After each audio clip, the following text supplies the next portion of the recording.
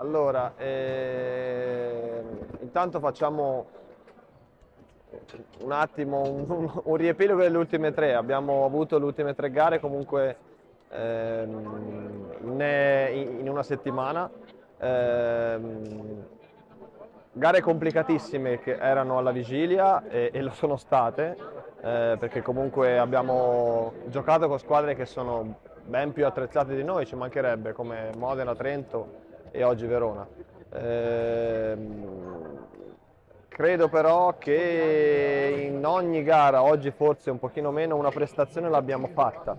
Come ho detto in altre situazioni, avessi contato le prestazioni, ad oggi in classifica sarei terzo, forse quarto. Quindi purtroppo in questo sport conta portare punti a casa e ad oggi ne stiamo portando un pochino pochi.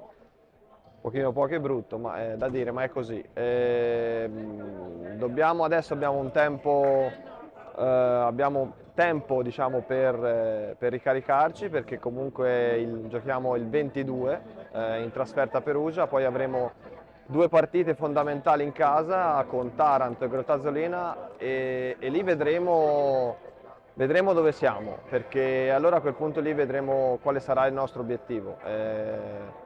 Io credo che in questo periodo dove ci alleneremo dovremo anche fare un buon esame di coscienza e capire veramente cosa vogliamo da quest'annata tutti, perché le possibilità ci sono, eh, però manca qualcosa ancora e speriamo di trovarla il prima possibile.